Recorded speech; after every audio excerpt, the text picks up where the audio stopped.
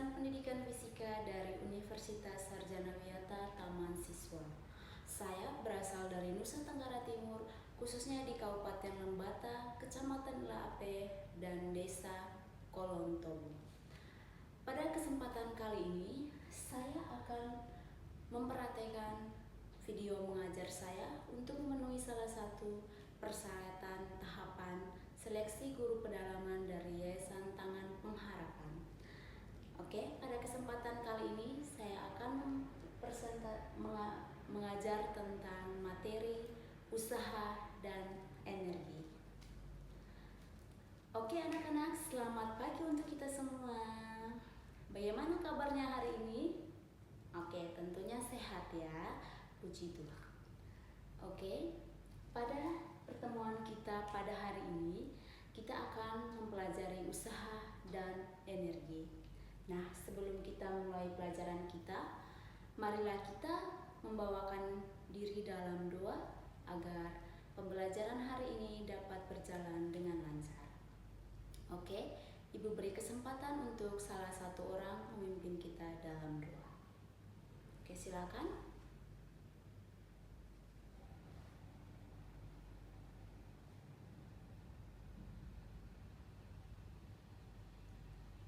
Amin. Dalam nama Bapa, Putra, dan Roh Kudus. Amin. Oke anak-anak, sekarang kita akan mempelajari tentang materi usaha dan energi.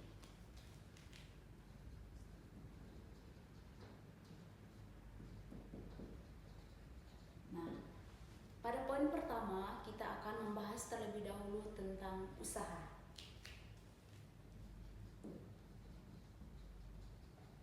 Nah, apa sih usaha itu?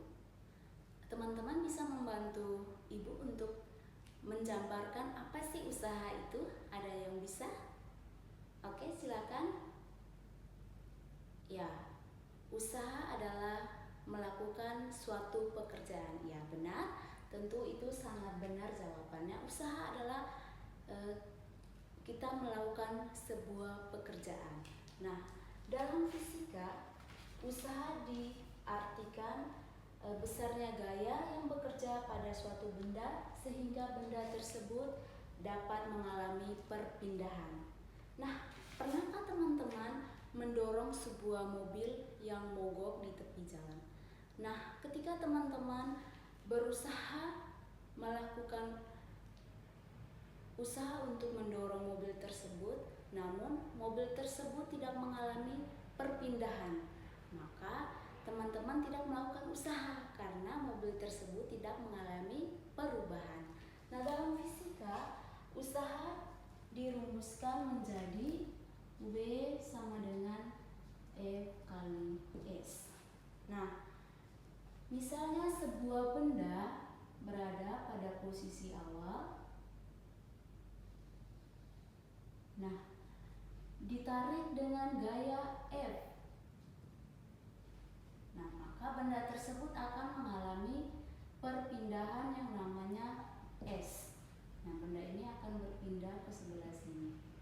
Nah, maka usaha yang bekerja pada benda tersebut adalah W sama dengan F kali S. Nah, W di sini sama dengan usaha, satuannya adalah joule.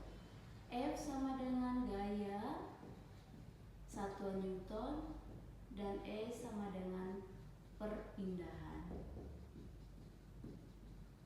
satuannya meter. Nah, misalnya seorang anak menarik sebuah benda dengan gaya 2 Newton dan mengalami perpindahan 5 meter, maka usaha yang dilakukan anak tersebut untuk memindahkan benda tersebut adalah, nah, W sama dengan F kali S. Nah, gayanya tadi berapa? 2 Newton. Maka 2 Newton dikali perpindahannya tadi berapa? 5 meter. Maka tinggal kita masukkan ke rumus yang awal tadi. Maka 2 Newton kali 5 meter sama dengan 10 Joule. Satuan usaha adalah Joule. Oke, bisa dipahami anak-anak? Oke. Nah, sekarang kita masuk ke besar usaha jika gaya yang bekerja membentuk sudut dengan arah perpindahan. Nah, sekarang kita mengilustrasikan dengan seperti ini.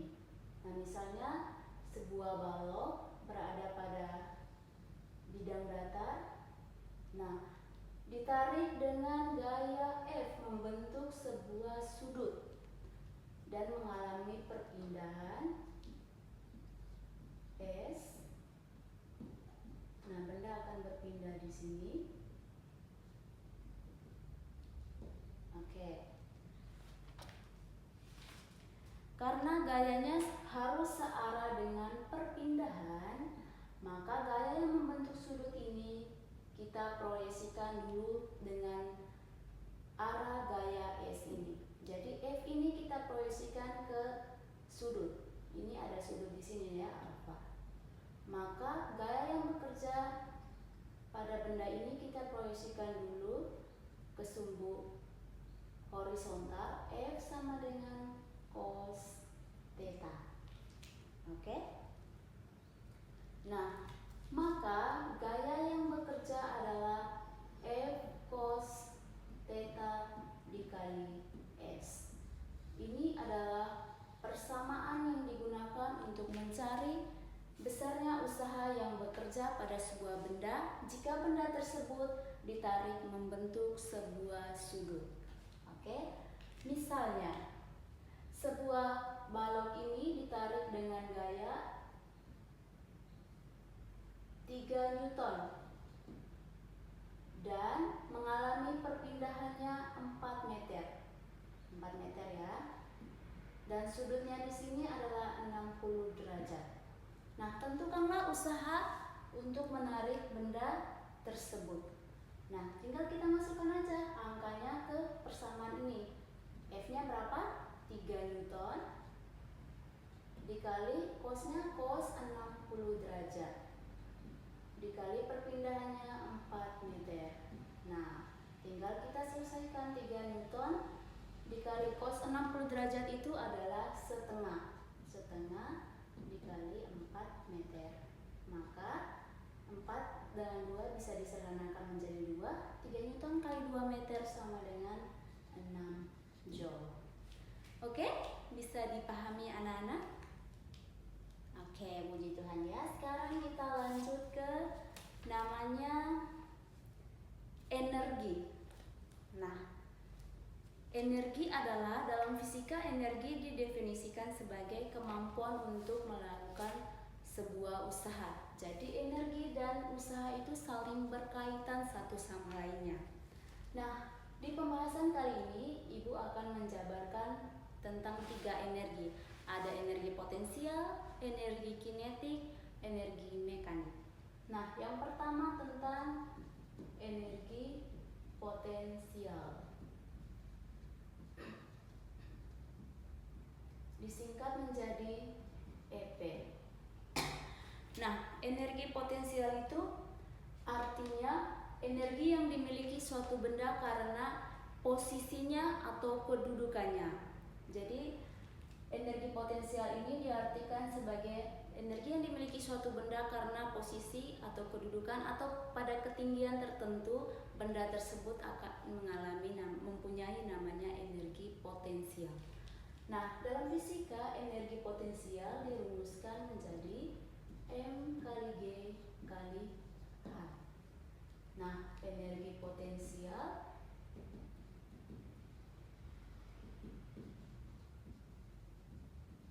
itu satuannya Joule, M itu massa ya, massa benda, satuannya kilogram, G itu gravitasi, meter per sekon kuadrat, dan H itu ketinggian benda. Satuannya adalah meter. Oke? Nah, Ibu misalkannya sebuah benda, misalnya sebuah bola lah, berada pada sebuah tebing. Nah, tebingnya, ini misalnya aja ya, tebingnya. Nah, misalnya sebuah benda dengan masanya berada pada ketinggian 10 meter dari bawah tanah ya, 10 meter. Nah, tentukanlah energi potensial pada benda tersebut. Nah, di sini diketahui masanya 2,5, ketinggiannya 10 meter, maka tinggal kita masukkan angka ini pada persamaan EP ini. Jadi, EP sama dengan M kali G kali H. Nah, masanya berapa? 2,5 kg. Gravitasi, besarnya gravitasi itu sama dengan 10 meter per sekon kuadrat. Nah, ketinggiannya berapa? 10 meter. Maka tinggal kita selesaikan. 2,5 kali 10, 25 kali 10 sama dengan 250 joule. Ini adalah energi potensial pada benda yang berada pada ketinggian 10 meter. Oke, bisa dipahami?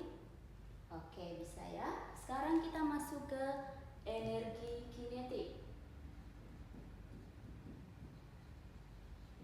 Energi kinetik. Nah, besarnya energi kinetik itu dipengaruhi oleh kecepatan. Jadi, semakin besar kecepatan, semakin besar pula energi kinetik benda tersebut. Nah, energi kinetik dalam fisika dirumuskan menjadi EK sama dengan setengah mv kuadrat. Nah, ini adalah persamaan untuk mencari energi kinetik. Dengan EK-nya, energi kinetik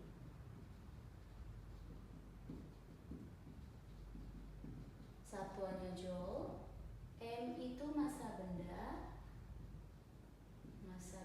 satuannya kilogram, dan F itu kecepatan benda satuannya meter per sekon. Oke anak-anak, nah kita ke contoh soal. Nah, misalnya ibu punya soal ya, bola yang bergerak horizontal dengan kecepatan 3 km per sekon memiliki massa 0,5 kg. Tentukan energi kinetik pada bola tersebut. Nah, bola tadi bermassa berapa? Massa bola sama dengan 2,5 kg. Nah, kecepatannya berapa tadi? 3 meter per sekon.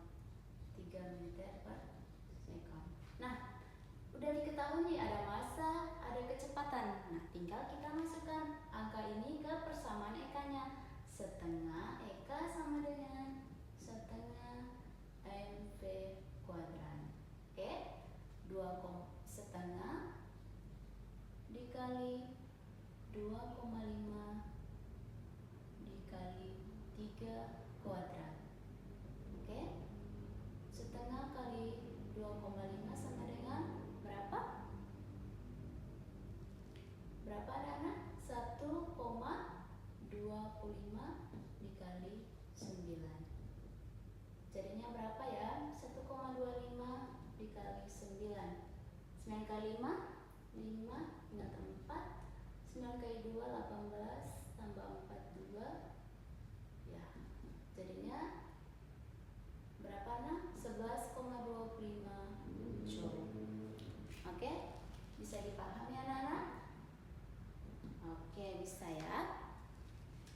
Sekarang kita masuk ke energi mekanik. Nah, energi mekanik adalah energi mekanik. Nah, energi mekanik itu total besar dari energi potensial dan energi kinetik.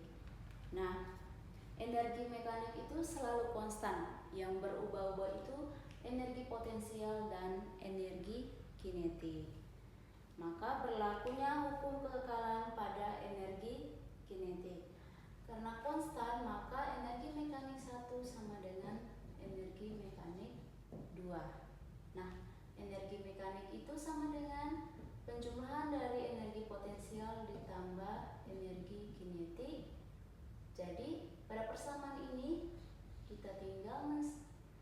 jumlahkan energi potensial pada posisi awal dan energi kinetik pada posisi awal sama dengan energi potensial pada posisi kedua ditambah energi kinetik pada posisi yang kedua. Ini namanya hukum kekekalan energi mekanik. Oke? Bisa dipahami anak-anak?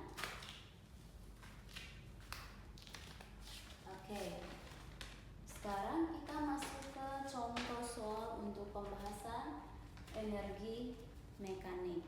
Nah, misalnya ibu punya soal seperti ini ya, bisa disimak terlebih dahulu agar kita bisa membahas tentang energi mekanik. Nah, ibu bacakan, teman-teman bisa menulis dan mendiktenya terlebih dahulu ya. Sebuah batu bermasa 0,5 kg dijatuhkan dari ketinggian 20 meter. Bisa? Nah, hitunglah energi kinetik batu pada ketinggian 5 meter di atas tanah. Oke? Ibu ulangi sekali lagi ya. Sebuah batu dijatuhkan dari ketinggian 20 meter.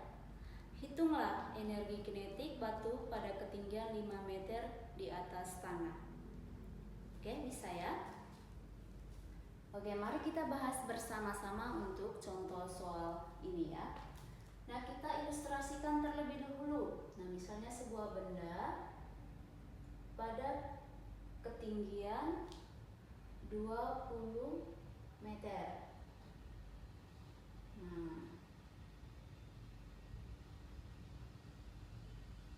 Nah, kita menghitung energi kinetik ini dari bawah tanah ya.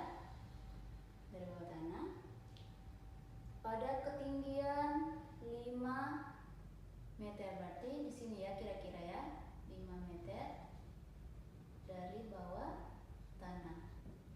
Nah, pada ketinggian 5 meter ini kita menghitung energi kinetiknya. Nah, energi kinetik pada ketinggian ini berapa? Oke.